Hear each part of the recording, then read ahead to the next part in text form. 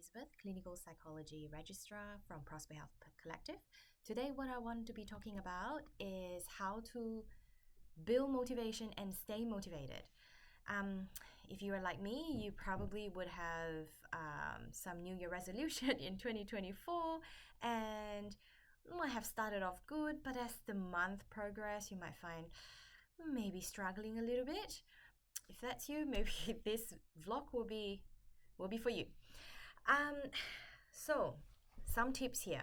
First tip here is to actually identify what it is that you are trying to achieve and why. So this is what I call purpose, right? So if your big picture goal is fitness, you want to be fit, and you need to start identifying why is fitness important for you. Is it because there is an element of health? Is it because you are trying to build your body up so that you can do something else? This is an important question because we will not be naturally inclined to engage in activities that is not of value to us. So once you've identified your purpose, the second tip here is to plan your roadmap. Now, the momentum of motivation requires more than just your desire for change. You need to be active and position yourself in the best possible place for success. So to do that, you need a roadmap to success. The roadmap will look like looking at a big picture goal.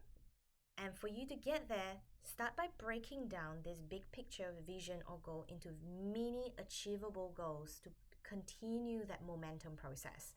This will also help you to reduce overall sense of being overwhelmed by this big picture goal.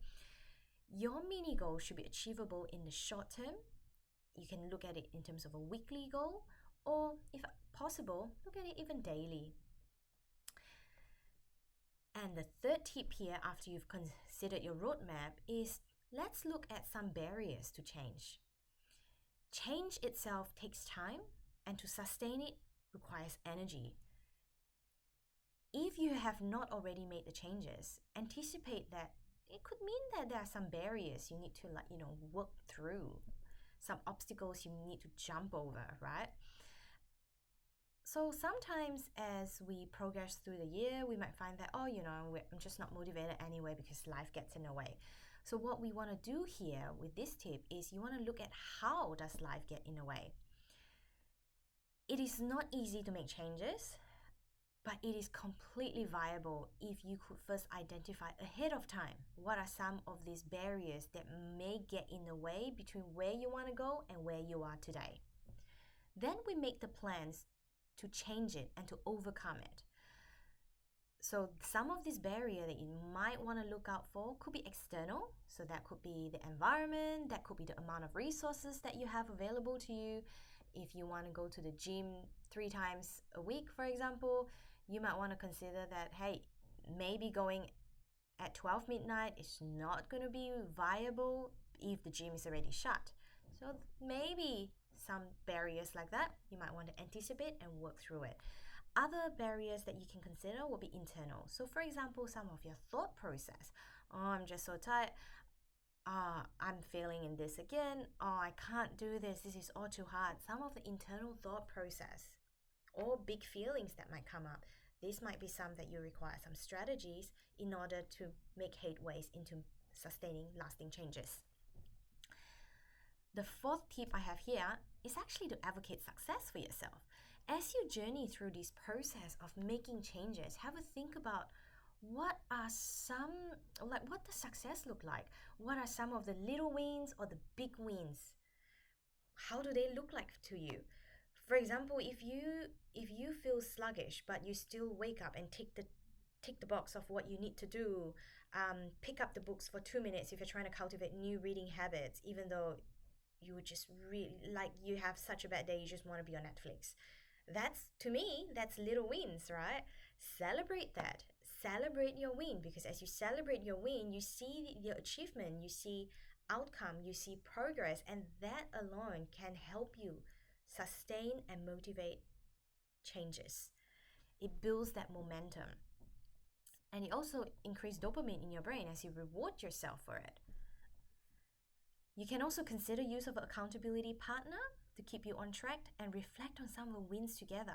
So together you can see progress and outcome, and you are more likely to stay motivated. Last tip here is if things did not go as planned, or if you find that you have fallen off the motivation bandwagon, how might you respond to that?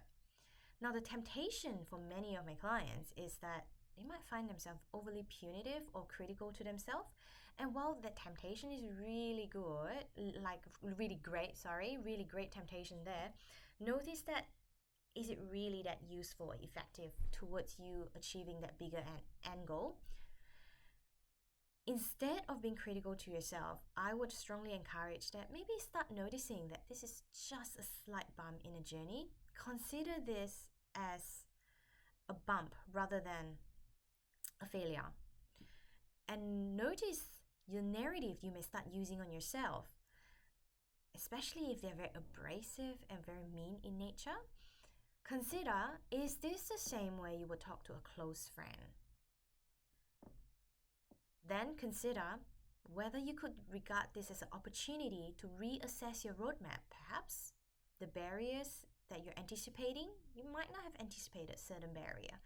Let's reassess this roadmap instead of consider this as like a big failure, right? So if you would like a conversation further to improve your mental health and just to have a chat more about how to stay motivated, you're more than welcome to engage with one of our clinicians at Prosper Health Collective. That's all from me today. Thank you.